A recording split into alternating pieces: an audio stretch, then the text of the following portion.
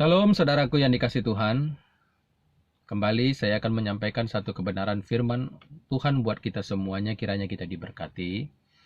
Saudaraku, tetap saya hanya mau ingatkan, ya, saya tidak akan pernah bosan mengingatkan kita untuk di masa COVID ini, meski sudah ada vaksin pun, ya, mari kita tetap pakai masker kemana-mana. Kalau kita keluar rumah, ayo pakai masker. Kalau kita datang ke tempat keluarga kita, kita tidak satu rumah dengan dia. Ayo sepanjang selama kita berada di dalam rumah keluarga kita, pakailah masker. Jagalah jarak. Ya, tidak perlu bersalaman, tidak usahlah. Oke. Ayo. Kembangkan ini dalam hidup kita. Karena memang gaya hidup yang kita harus lakukan selama masa pandemi ini, itu cara hidup yang tepat. Ya, itu cara hidup orang beriman. Itulah cara hidup orang yang benar. Oke. Ya, jangan merasa kalau tidak melakukan seperti itu bukan orang beriman. Enggak. Ikut Tuhan pun pakai ini, Saudara. Pakai akal juga. Ikut Tuhan tuh begitu. Makanya hati-hati kita yang terlalu ngeroh ataupun kita tidak mengerti kebenaran itu sebenarnya. Nah, kita merasa sudah hidup di dalam kebenaran, padahal sebenarnya itu bukan kebenaran, itu kebodohan. Nah, begitu ya. Saudara yang dikasihi Tuhan, hari ini saya mau berbicara tentang perkara dua pihak. Ya, itu temanya, perkara dua pihak. Nah, di mana kita itu biasa ditempatkan sebagai orang yang memberikan keputusan, orang yang memberikan penilaian. Nah, namanya juga dua pihak. Nah, kita bisa berhadapan dengan orang-orang yang tampaknya dua-duanya benar. Kan begitu, ya? Sehingga kita itu harus dengan hikmat menyelesaikan perkara itu. Ya, kalau dia dua pihak, itu sesuatu yang sukar untuk diselesaikan. Makanya kita harus berhikmat untuk menyelesaikan itu. Perkara dua pihak. Hari ini saya akan bicara tentang itu. Karena banyak sekali kita akan berhadapan dengan hal-hal seperti itu. Dan banyak sebenarnya saya melihat kita itu cenderung menjadi orang yang salah memberi keputusan. Orang yang salah memberi kesimpulan. Sehingga apa? Orang yang jahat tetap jahat. Sehingga apa? Ketidakbenaran itu tetap berdiri tegak. Nah ini. Ya. Nah ini. Supaya kita berhenti. Ya, supaya kita juga, maaf, tidak dibodoh-bodohin oleh orang yang jahat hatinya. Jahat memang hidupnya. Supaya kita tidak dijadikan jembatan, ya, oleh orang-orang yang jahat memang hatinya. Oke, saudara, karena apapun yang kita putuskan, kalau sebuah perkara itu diperhadapkan kepada kita, ingat baik, itu akan diperhadapkan kembali kepada Tuhan. Yang artinya kita harus mempertanggungjawabkan keputusan kita dalam perkara itu kepada Tuhan itu kembali. Kalau salah, kita dalam bahaya. Makanya pastikan diri kita tidak salah dalam menyelesaikan perkara itu. Saya harap apa yang saya bagikan hari ini bisa mengubah pola pikir kita dan kita menjadi orang-orang yang memberikan keadilan.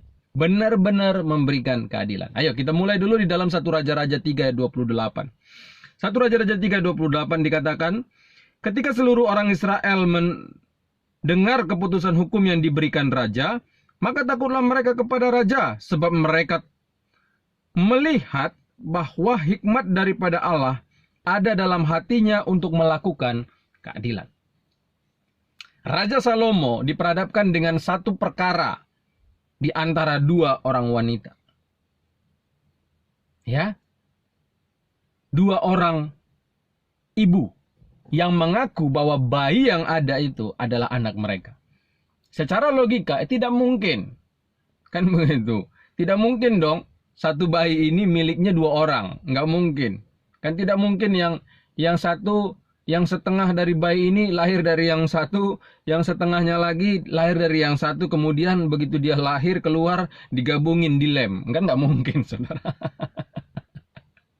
sudah pasti si bayi ini milik satu orang. Nah, pada saat itu ya, Salomo itu diperhadapkan dengan dua ibu yang mengakui bahwa si bayi ini adalah milik mereka.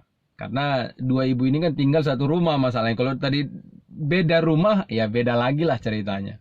Ini satu rumah. Sama-sama situasinya, ya mereka mengandung, mereka melahirkan mungkin di hari yang sama. Nah, seperti itu dia. Ya, dalam perkara ini ternyata satu anak itu, satu bayi itu meninggal. Nah, sehingga yang ibu yang meninggal bayinya itu, ya dia mungkin tidak terima dengan situasi itu. Dia mengambil bayi daripada ibu yang lain. Nah, inilah yang menjadi perkara. Dan di dalam ayat 28 itu dicatat bahwa masyarakat, ya, orang-orang yang di bawah kepemimpinan daripada Salomo itu melihat bahwa Salomo menyelesaikan perkara itu. Nah, inilah yang hari ini mau saya paparkan kepada kita. Supaya apa? Keputusan yang kita ambil itu tepat. Ya. Tidak peduli ini keluargaku, ini siapaku, itu tidak peduli. Ya. Di dalam satu perkara yang melibatkan dua pihak, tinggalkan yang namanya ini keluargaku. Oh, ini dia pernah tolong saya. Oh, ini dia pernah dibantunya saya, diberkatinya aku. Oh, itu harus ditinggalkan. Oh, ini semarga dengan saya. Oh, sehingga kita menganggap dia yang benar. Nah, ini hati-hati loh. Apalagi orang-orang yang datang kepada kita hanya cari muka. Nah, itu hati-hati tuh, manusia-manusia begitu. Ya, di dalam pemaparan saya hari ini, saya itu punya satu goal adalah siapakah yang bersalah sebenarnya? Itu saja goalnya. Ya. Siapakah yang bersalah sebenarnya? Kenapa? Karena kalau kita lihat perkara daripada kedua wanita ini, dua-duanya memberi kesan yaitu anak mereka. Kan seperti itu. Nah, karena mungkin masih bayi, belum terlalu dikenali wajah daripada si bayinya. Karena namanya bayi kan itu dia masih ada transformasi daripada wajahnya, kan begitu ya. Kadang kalau kita lihat bayi ya, kita punya anak misalkan kecil, oh dia mirip bapaknya, itu atau besar dia mirip mamanya. Terjadi perubahan. Nah, seperti itu saudara. Jadi hari ini fokus kita itu adalah siapakah yang bersalah sebenarnya. Sehingga ketika kita diperhadapkan dengan satu perkara dari dua pihak, maka kita akan tahu siapa sebenarnya yang nggak benar. Ya, siapa sebenarnya yang tidak benar. Nah, saudara yang dikasih Tuhan, ada satu kesalahan kita, saya perhatikan. Ya, di dalam menyelesaikan perkara dua pihak. Ya, ingat ya, ini dua pihak, bukan satu pihak. Nah, kesalahan kita yang sering kali kita lakukan adalah kita mendengarkan sepihak saja. Ya, kita hanya mendengar sepihak saja. Padahal ini kan perkara dua orang. Makanya kalau kita melihat sistem peradilan, itu bukan hanya satu orang saja yang dihadapkan, tetapi dua-duanya ada di situ. Nah, kesalahan kita selalu adalah kita hanya dengarkan, kita hanya percaya kepada yang satu pihak.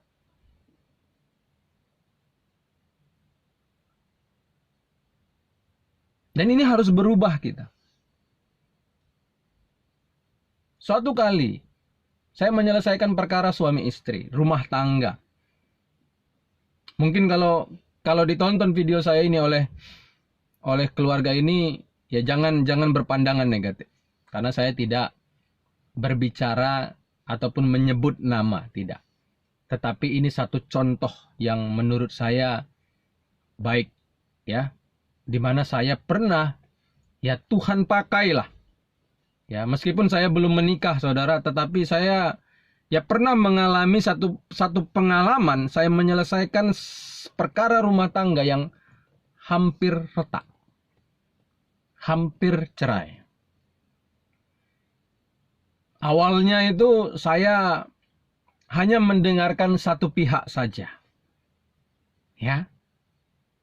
Cerita sehingga saya di dalam pikiran saya ini berpikir begini. Oh, berarti ininya ini memang nggak beres. Nah, begitu. Ininya ini nggak benar nih. Kenapa? Karena hanya dia aja yang saya dengar. Nah, begitu. Ternyata, ya situasinya tidak seperti itu. Ternyata bukan ini saja yang tidak baik, tidak bagus sikapnya. Ternyata yang ngobrol dengan saya ini pun sikapnya pun sebenarnya kurang, nggak bagus juga. Nah, seperti itu. Ya, saudara, ketika kita mendengar satu pihak saja, kita bisa menerima informasi itu setengah sebenarnya. Tidak ada ya orang yang berbicara kepada kita itu berkata aku salah. Itu jarang sekali tuh. Jarang sekali tuh. Orang kalau berbicara kepada kita, dia akan berkata dia yang benar. Makanya akan sangat berbahaya ketika kita hanya mendengar sepihak. Yang sana masuk bodoh. Nah, apalagi kalau yang sini sudah dengan apa ya, dengan trik-triknya gitu. Supaya meyakinkan. Nah, udah. Kita main percaya saja. Nah, itu ya. Lalu ada contoh yang berikutnya kalau kita lihat di dalam Alkitab. Bagaimana Potifar pulang dia dari kerjaan. Lalu tiba-tiba istrinya melapor kepada dia. Lihat ini, kau punya pembantu ini, kau punya hamba ini. Dia mau tiduri saya, ini lihat ini pakaiannya nih. Ini bukti fisik. Waduh, padahal Yusuf tidak lakukan itu. Ya, orang jahat itu biasanya punya trik. Pinter bersandiwara. Pinter melakukan sesuatu yang kelihatannya benar gitu.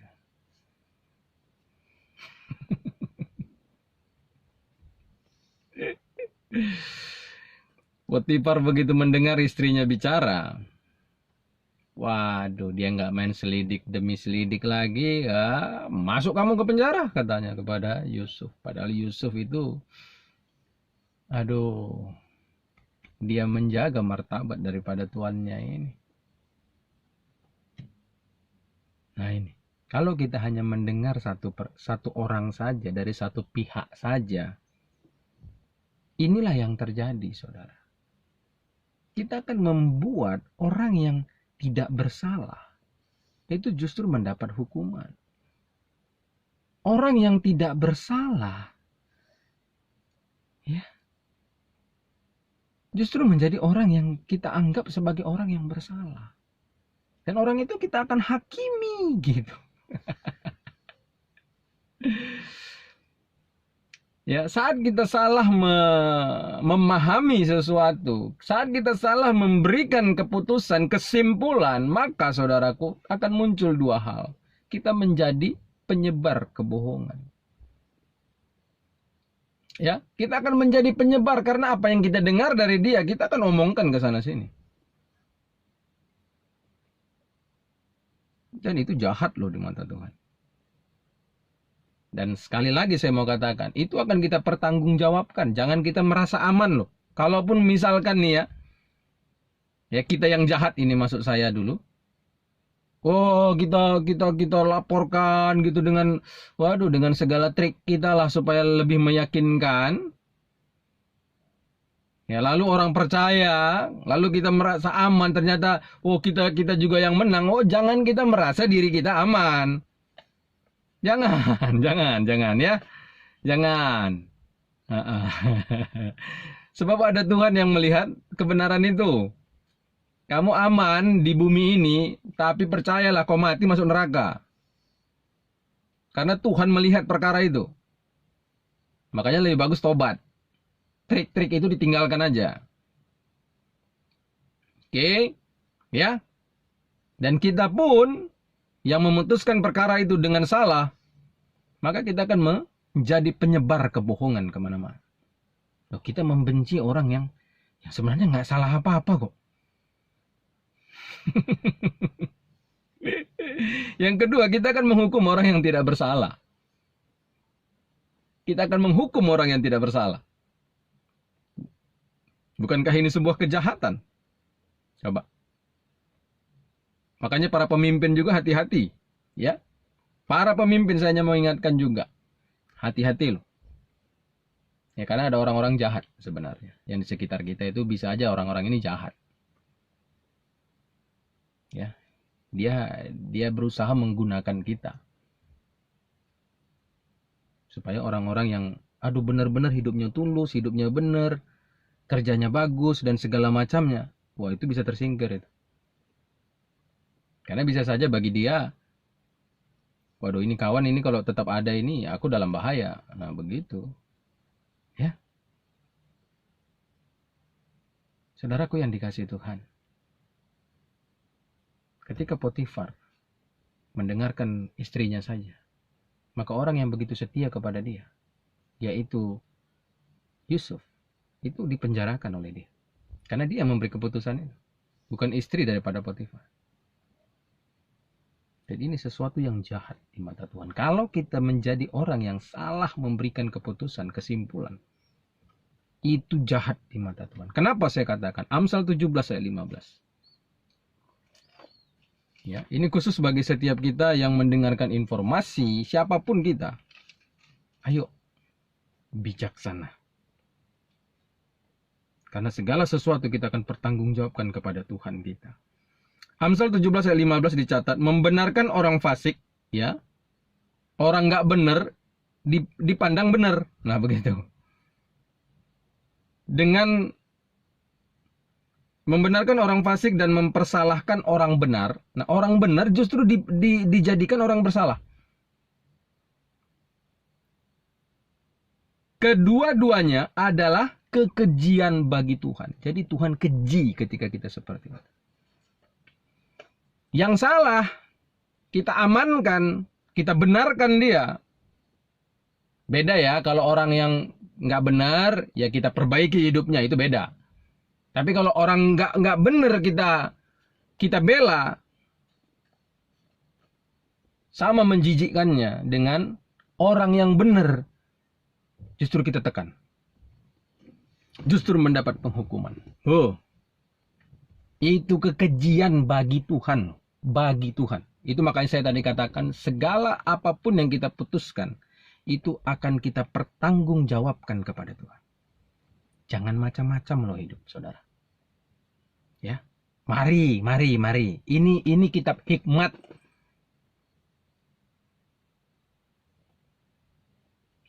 Jangan main-main. Ya. Ada cara yang saya lihat digunakan oleh si jahat. Ya, meskipun tidak semua, bukan berarti saya katakan cara ini itu cenderung kepada orang jahat. Tidak. Ya, biasanya begini. Kita kan sebagai manusia, secara umum kita berpikir orang yang memberikan laporan pertama itu adalah orang yang benar. Betul? Ya kan? Ini kan cara yang kita lihat. Sepertinya kesannya orang yang memberikan laporan pertama, menyebarkan ini ke sana sini pertama, seakan-akan dia orang yang benar. Kalau kita berpikir seperti itu, saya mau beritahu, orang jahat pun melakukan itu. Orang jahat itu mengambil cara seperti itu. Kebanyakan orang jahat yang sebenarnya dialah yang bersalah, dialah yang tidak benar, dia akan menjadi pelapor pertama. Dengan segala triknya, dengan segala bukti-bukti yang sebenarnya tidak bisa dipertanggungjawabkan. Lalu kita dengar, karena kita menganggap orang pertama yang memberikan laporan itu orang yang benar. Waduh. Gawat, saudara. Ya, gawat sekali. Begitu banyak kita akhirnya menjadi orang yang dibodoh-bodohin. Dikarenakan apa? Karena kita mendengar sepihak. Apalagi yang melapor pertama itu sebenarnya orang yang bersalahnya itu dia.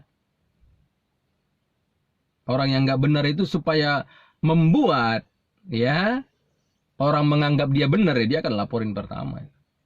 Dia akan menjadi pelapor pertama itu. Biasanya ya orang yang maaf ya, yang benar itu. Ya, karena kan di dalam hidup ini kita sebagai anak Tuhan. Ya, biasanya kita itu ada perkara, ya udahlah. Nah, begitu. Kita cenderung bisa diam. Nah, yang ini ngomong-ngomong dia, kita pikir, oh ini yang benar ini. Nah, yang diam itu, itu berarti nggak betul dia. Diselidiki dulu. Ya, sekali lagi jangan sampai kita dibodoh-bodohin orang, ya. Apalagi yang bodohin kita orang bodoh. Maka kita orang paling bodoh sebenarnya. Kita dibodoh-bodohin orang bodoh, kita ini orang paling bodoh. Meskipun, maaf ya, dari segi sekolah, kita lebih tinggi dari dia yang ngomongin, yang ngomong kepada kita. Tapi sebenarnya dari segi ini, kita jauh lebih bodoh dibandingkan dia. Karena kita dibodoh-bodohin sama dia. Ya. Orang jahat pun mengambil satu sikap. Dia akan menjadi pelapor pertama. Perhatikan istri daripada Potifar. Langsung ngomong. Dan Potifar menganggap itu sebagai kebenaran. Padahal istrinya yang nggak betul. Istrinya yang sebenarnya yang bernafsu kepada Yusuf. Yusuf justru menolak. Nah itu. Kadang orang benar itu diem. Ya. Karena kan sebagai orang benar kita dituntut untuk mengasihi. Kadang kita diem. Ya bukan berarti orang diem itu orang yang bersalah gitu. Enggak. Dan biasanya orang nggak benar itu akan lebih banyak begini. Supaya kelihatannya benar. Nah ya, ini cara ini perlu kita semua renungkan. Oke, perlu semua direnungkan. Karena Amsal tadi mencatat apa? Ingat kedua perkara itu. Itu kekejian bagi Tuhan. Saat orang yang nggak benar kita bela. Saat orang yang benar kita justru hukum. Kita akan mempertanggungjawabkan itu di hadapan Tuhan. Jangan pikir sudah aman. Meskipun orang yang benar tadi terhukum, jangan pikir kita aman. Di hadapan Tuhan. Oh jangan kita pikir. Kita bukan Tuhan, saudara. Kita bukan Tuhan. Ya, sia-sia gerejamu. Sia-sia pelayananmu kalau kau begitu. Tidak ada artinya. Ya, apalagi meyakini masuk surga. Nggak mungkin. Saya bukan pemilik surga. Tetapi kalau saya baca Alkitab, orang seperti itu tak mungkin masuk surga. Apalagi kita kalau membela orang yang nggak benar. Nggak mungkin kita masuk surga. Nah, bagaimana cara kita menyelesaikan perkara dari dua pihak? Bagaimana caranya? Kalau kita kembali kepada 1 Raja-Raja 3 tadi, ya, mulai ayat 16 sampai ayat yang ke-22. Ketika wanita-wanita ini datang kepada Salomo, ya, mereka melaporkan dan kedua-duanya mulai bicara dan dua-duanya berkata bahwa si bayi ini adalah milik mereka. Ya, mengaku begitu dua-duanya. Kemudian Salomo di situ mendapatkan satu hikmat. Ya sudah, sini bayi itu. Saya potong dua. Setengah buat yang ini, setengah buat yang itu. Itu adil tuh. Kan begitu, karena dua-duanya merasa ini milik mereka. Nah, kenapa Salomo harus melakukan itu? Karena seorang ibu tidak akan mungkin rela anaknya dibelah dua. Diselesaikan Salomo perkara itu dengan hikmat seperti itu. Tidak mungkin seorang ibu rela anaknya dibelah dua. Sudahlah, kalaupun dia harus kehilangan anaknya, artinya anak itu tidak dimilikinya, biarlah anak itu bersama si A saja. Yang mengaku, yang berani-berani mengaku bahwa itu adalah anaknya dia. Yang penting anakku hidup. Walaupun dia menderita dengan situasi itu, tidak apa-apa. Yang penting anaknya hidup. Tidak ada ibu yang rela. Tapi kalau itu bukan ibunya, ya sudah pasti, ya sudah bagus itu, potong berdua aja. Supaya apa? Apa yang kualami, kau alami. Kan begitu itu di situ. Karena dia sebenarnya kehilangan sudah anaknya. Jadi supaya apa yang dialami kawan itu. Kan begitu.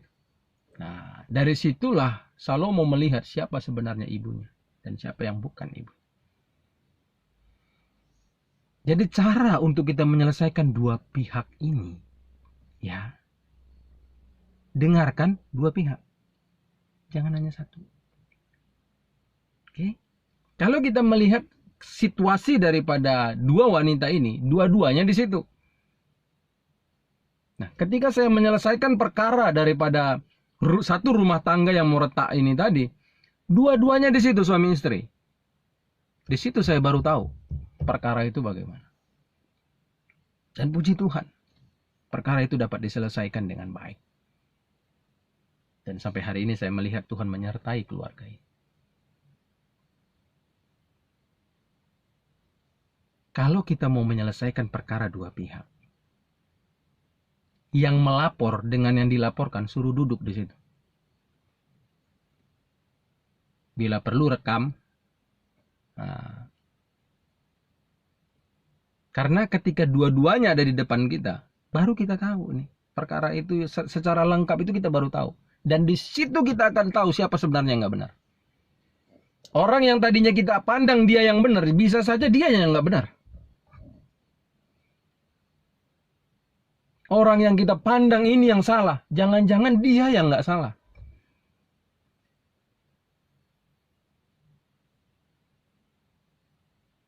Untuk menyelesaikan satu perkara dari dua pihak, dua-duanya harus di situ. Atau dengar dari sini, dengar dari sini. Nah, mulai kita pikirkan. Ini kan dalam konteks dua-duanya tidak bersama. Dan di situ kita berpikirlah dengan baik. Jangan hanya satu orang, satu pihak saja, lalu dia nggak peduli ya, dia pernah bantu kita, dia keluarga kita, semarga, nggak pusing dengan itu.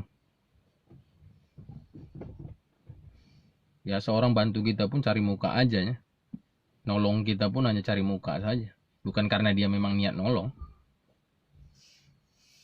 Ada orang-orang seperti itu. Untuk menyelesaikan sebuah perkara dari dua pihak, keduanya harus kita dengar. Dari situ kita akan mendapatkan pertimbangan dan tahu siapa sebenarnya yang salah. Bila perlu digabungkan dua-dua di situ akan kelihatan kok. Ya. Dan kita lihat dampak ketika Salomo itu memberikan keadilan. Dicatat di situ bahwa masyarakat itu menjadi takut kepada Salomo. Kenapa takut? Berarti ini raja nggak bisa dipermainkan.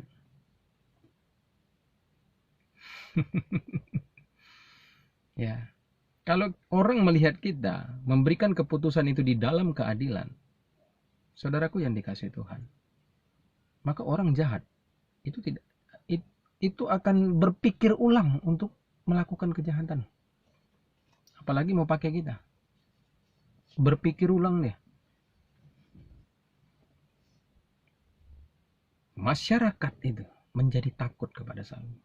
Bukan ketakutan yang bagaimana, tidak. Waduh, kalau nanti saya bikin jahat, bisa ketahuan ini sama dia. Kan bisa menjadi orang terhukum jadinya. Ya. kita harus memberikan keadilan di dalam hidup ini. Ingat, kita ini manusia. Kalau tadi kita Tuhan, si A bicara, kita tahu ini benar atau tidak. Tapi kita ini manusia, harus sadar itu. Kalau dua pihak, dua-duanya digabungkan, baru kita tahu perkara itu. Mana yang benar dan mana yang tidak benar. Jangan lagi kita salah ya. Jangan lagi kita salah. Karena kita akan membuat orang jahat semakin jahat. Dia akan tetap jahat. Orang benar tertindas. Nah, gimana coba? Kita ini terang dan garam. Tapi kita justru menciptakan kegelapan bagi orang lain. Dan kita membuat orang yang dalam kegelapan semakin gelap. Nah itu. Itu kalau kita tidak memberikan keadilan. Itu kalau kita dalam menyelesaikan perkara dua orang, itu hanya sepihak saja yang kita dengar. Orang tidak benar harus dihentikan, saudara. Dan cara menghentikannya adalah keduanya disuruh duduk di situ. Dengarkan. Kalau misalkan yang satu bilang, aduh Pak, ya nggak usah lah. Udah tahu kita, berarti dia nggak benar.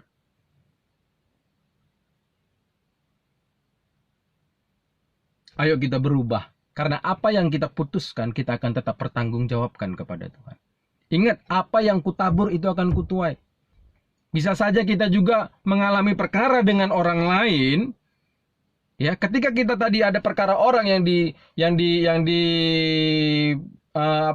diizinkan Tuhan untuk dibicarakan kepada kita, lalu kita memberikan keputusan yang salah.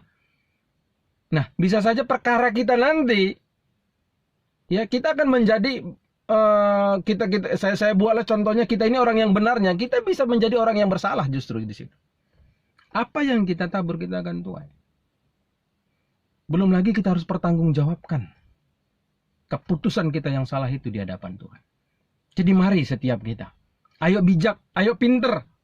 Jangan mau dibodoh-bodohin lagi. Ya, karena banyak orang jahat, hatinya jahat, meskipun dia ke gereja, meskipun dia beribadah, tapi hatinya tetap jahat. Kiranya kebenaran ini memberkati kita dan membuat kita menjadi orang-orang yang dipakai Tuhan untuk menciptakan keadilan. Tuhan memberkati. Amin.